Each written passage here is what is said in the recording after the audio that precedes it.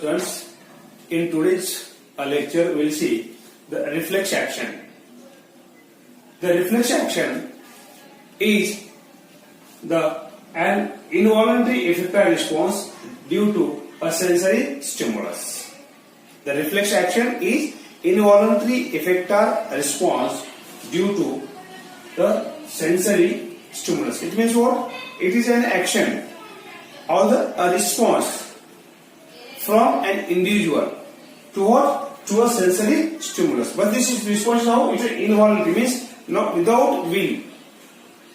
Without will, the suddenly response occurs involuntary, is called as a reflex action. And shortly, this reflex action is called as a reflex. It's called as a reflex. So, do you understood? The reflex action is an involuntary effector response due to a sensory stimulus. You will say normally there are two responses are there. One is the voluntary response, which is according to the will of the individual. Voluntary response is according to the will of the individual. If the individual decides to respond or to perform the action, then it will perform. But in a reflex action, the second one response is the involuntary response, where individual doesn't decide. It is not according to the will of the individual. This suddenly takes place when the individual is exposed to the sensory stimulus. Either the stimulus is from outside or maybe from the inside. Do you understand? Then it's called a reflex. The reflexes are of the two types. Types of reflexes, these are the two types only. One is conditional reflexes or inborn reflexes, and second is a conditional one. First one is unconditional reflexes or inborn. Second one is a conditional or the acquired reflexes. Now what are unconditional or inborn reflexes? Unconditional reflexes means reflexes which are without condition, any condition. They are inborn by the birth. Such reflexes are called as unconditional or inborn reflexes. These reflexes, once developed, they doesn't abolish. They will be present throughout the life, unless and until there is no gross pathological change or damage in the either reflex path or in the centers of the nervous system. These reflexes will be present throughout the life. Like pain, pressure, these reflexes are what? Inborn reflexes. Then conditional reflexes means what? These are reflexes which are developed in the individual according to conditions. When they are exposed to the such a conditions are, they don't know the conditions, they develop, and they develop later on after the birth. That's why they are called acquired reflexes. These reflexes develop as per the condition, and they can also abolish without any pathological change. For example, the reflexes for the snake.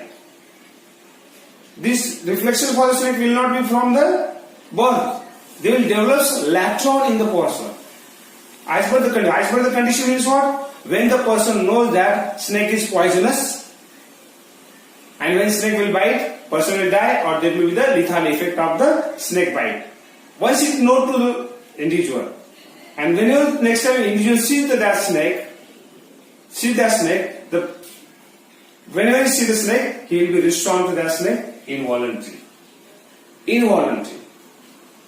But when we know that this snake will not be bite, or bite of this snake will not be the lethal, then we will be, our individual will be not show the reflex action there, and he will be goes close to there. Similarly for the dog,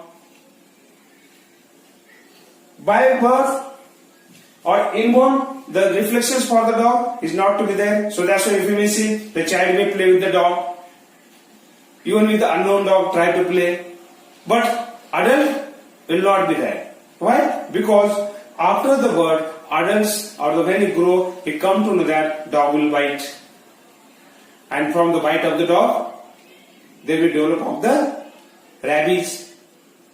or they may need to take the injections are there. Due to that, as per that knowing the conditions, they develop the reflexes, and whenever we see the dog or the person sees the dog, unknown dog, so he will withdraw themselves or himself. Isn't it? So this called as a conditional. But when he knows that dog will not be bite, then he will not be withdraw himself. He will go and touch the dog and go beside the dog or play with the dog, because that time the reflex is abolished. These reflexes are called as a conditional reflexes. You develop with the conditions and abolish with the condition there.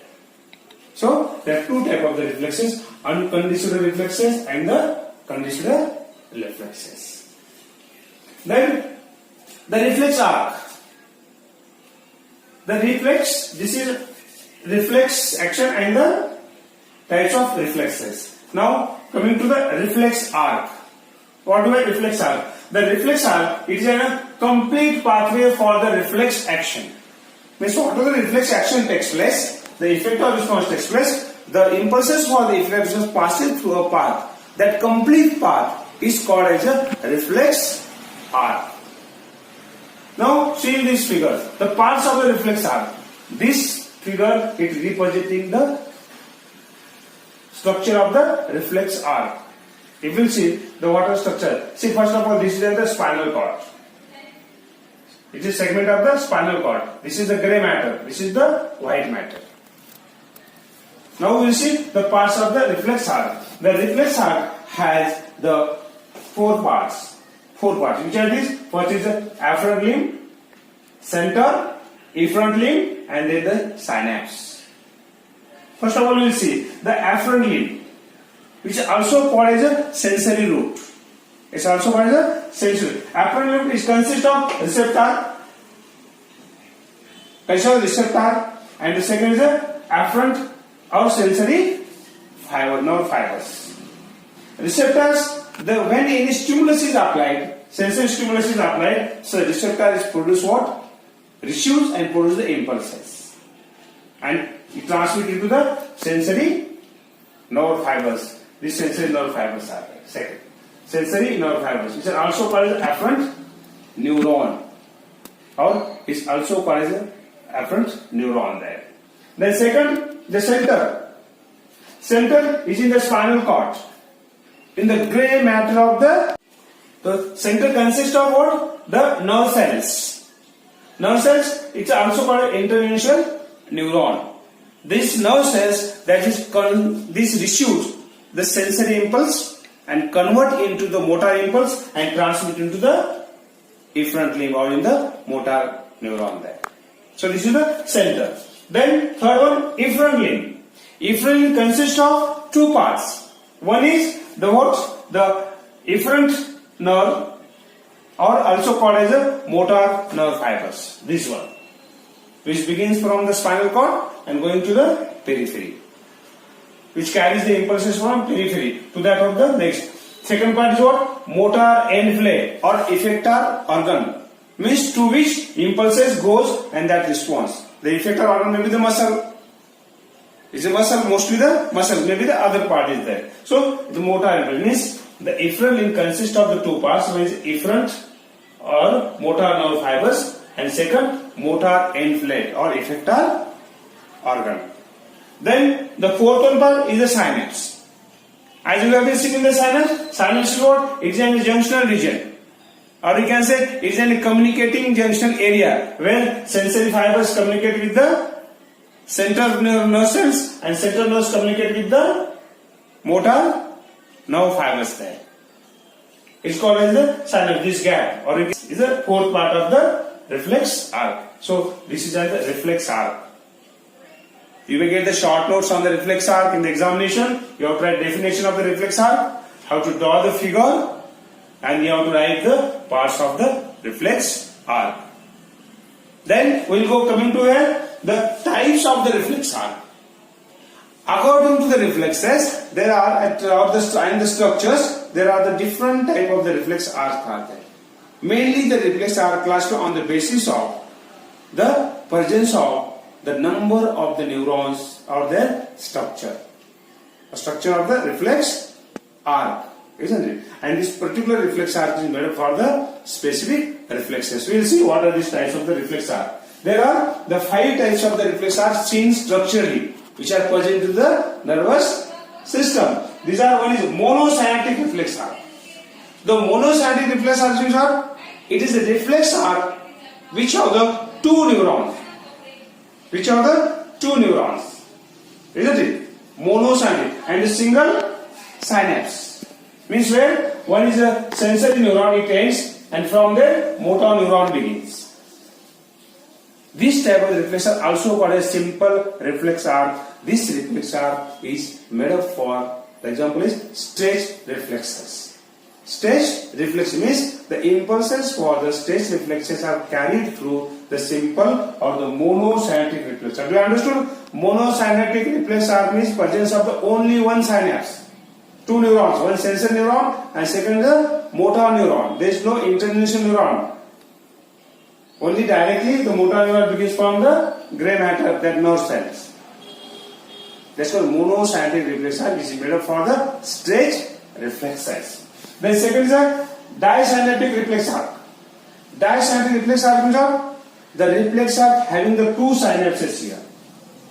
This figure it representing the disynaptic reflex arc. Here the one is a sensory neuron, second is a motor neuron, and in between the sensory and motor neuron there is a one internucleus neuron.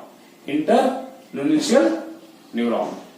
And there are 2 synapses, 1 and 2. 2 with disynaptic reflex arc. This type of the reflex arc made for the extensor and cross extensor reflexes.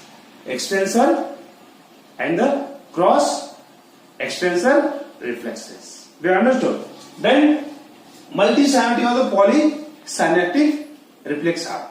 It is type of the reflex arc where it contains number of the neurons and there are the more than 2 synapses. More than 2 synapses. Maybe 3, maybe the 4, and there is more than one internucleus neuron. You can see here, if the sensory fiber comes, ends, one is a internucleus neuron, second, and then it is a motor.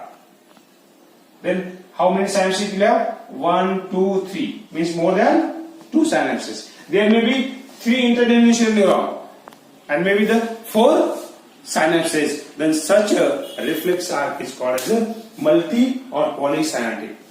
I will repeat again.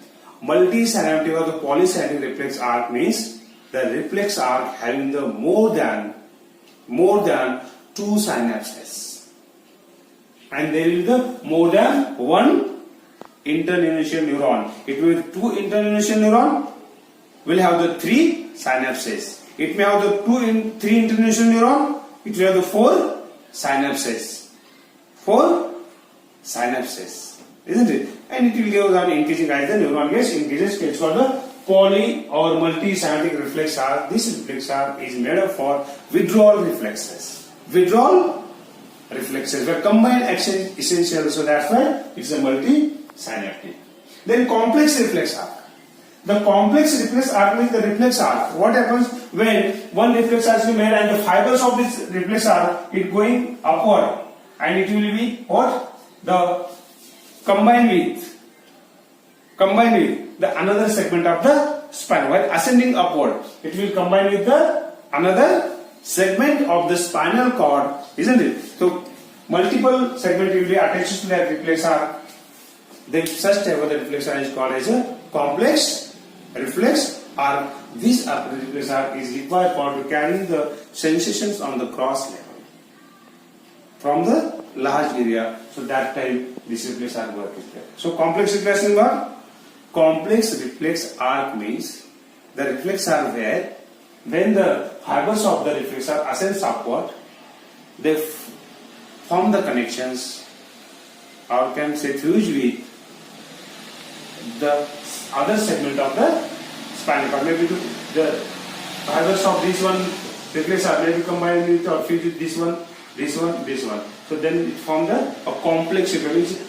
The reflexes will be coming from or impulses coming from the different segments are there. Here it comes from only one segment, but in complex reflex arc it will coming from the number of spinal segments are there, and wide area or sensation from the wide area will be carried towards the center, and the response will be the acyclic reflex arc.